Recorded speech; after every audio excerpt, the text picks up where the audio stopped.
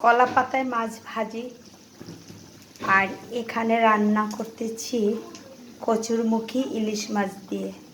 কোনটা বেশি স্বাদ হবে? মনে হচ্ছে দুটোই স্বাদ হবে।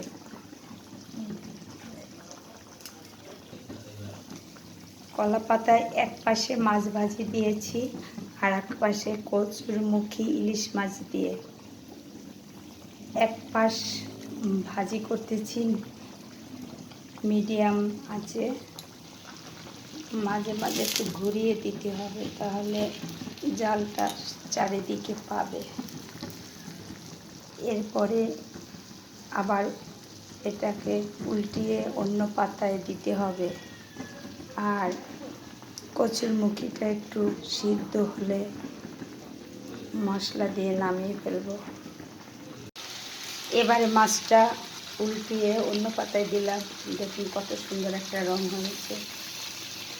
এবার ইলিশ মাছ দিয়ে কচুরমুখী রান্না শেষ হয়ে গেল।